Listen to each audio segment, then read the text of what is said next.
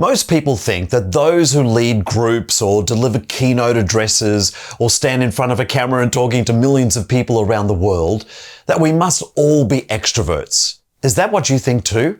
Then let me explain why you might be wrong.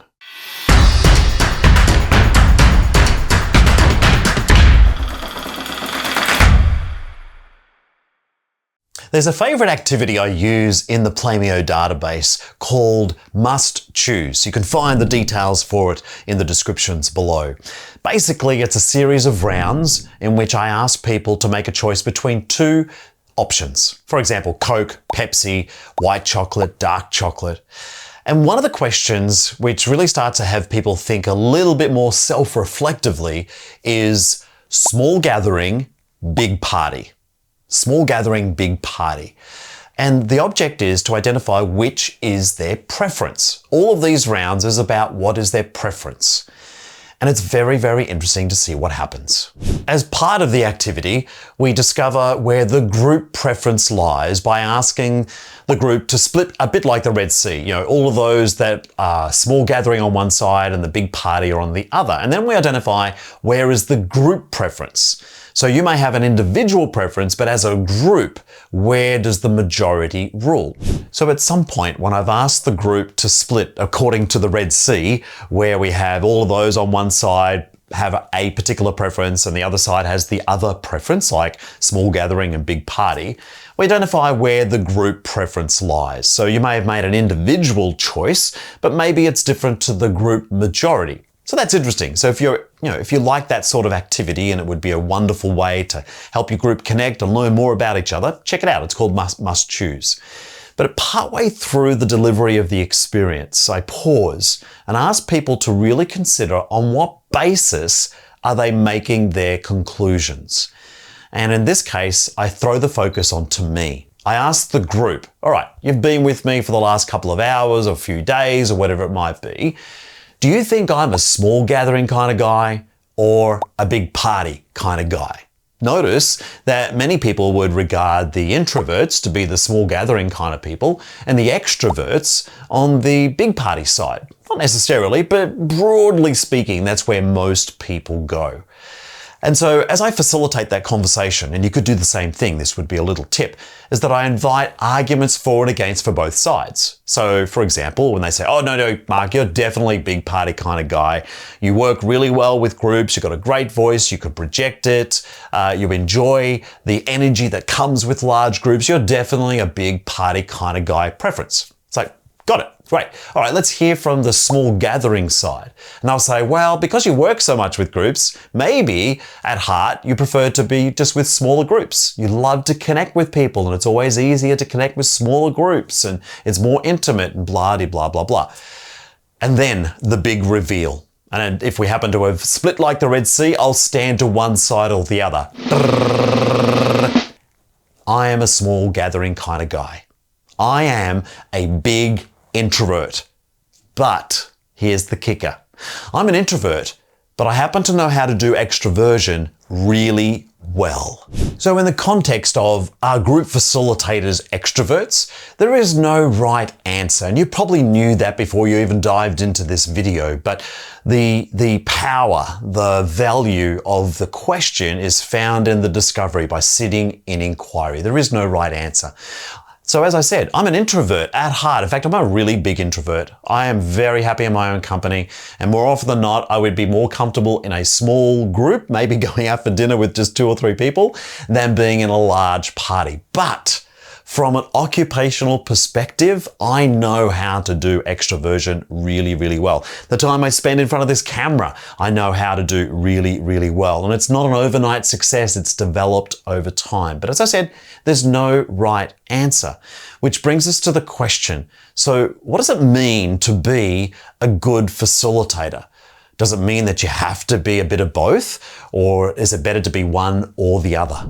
So I described how I find success as a group facilitator, and this next piece is not intended to be a dissertation about the pluses and minuses of what it takes to be a great facilitator, but I think it gives you something, a little strategy to help a group that you're working with to tease out what do they really mean? What is the truth for them.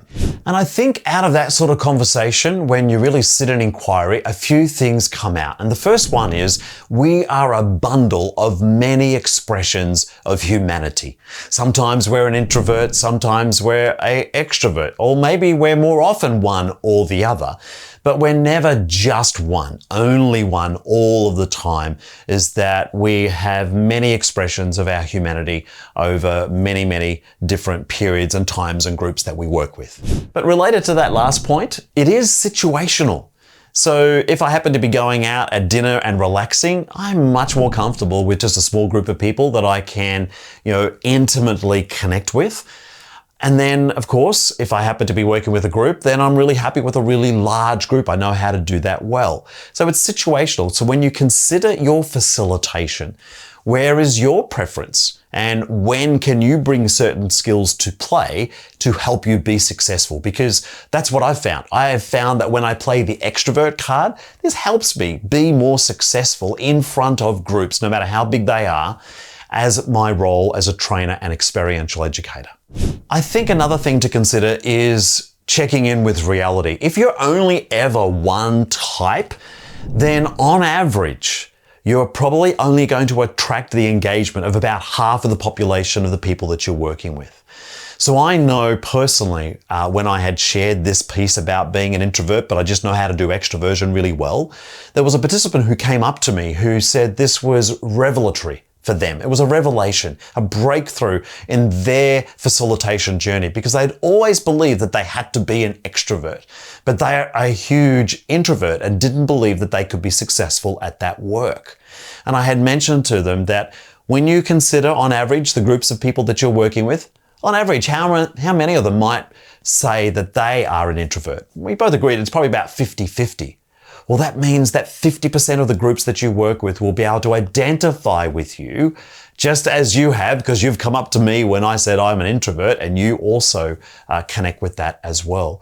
So big reality check is understanding that if you're only ever one thing, on average, you're only going to attract about half of the interest and engagement of the groups that you work with, which is why using a swapping between the two situationally can be a far more effective strategy to be successful over time.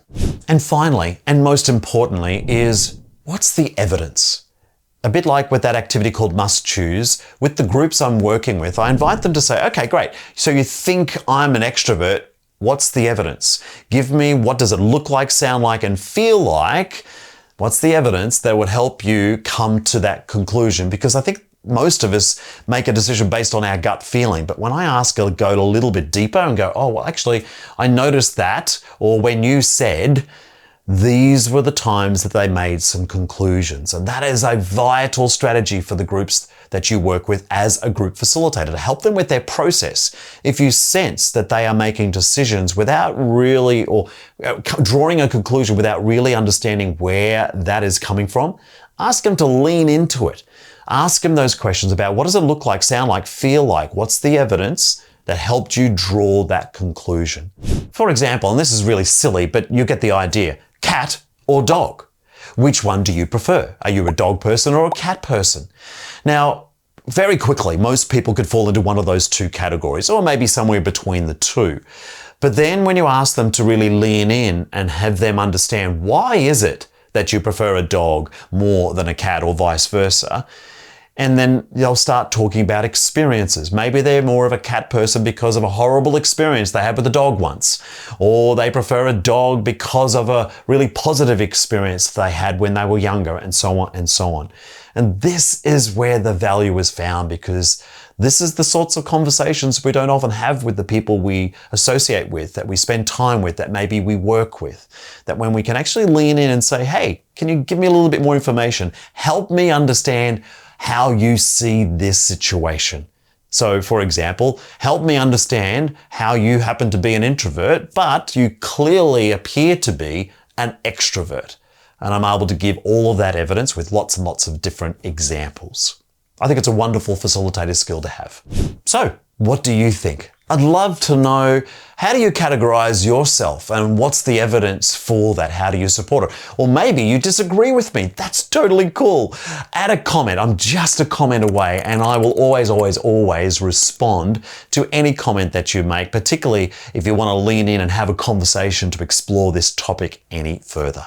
Oh, and if you've learned something from this video, or there's something that you really strongly resonated with, let me know as well in the comments. And hit the like button, subscribe to our channel to help us support our message to get out to many more group facilitators throughout this world. And so that you don't miss anything else, hit the bell notification and YouTube will let you know the next time we release our next piece of content. Thank you so much for watching, and have fun out there.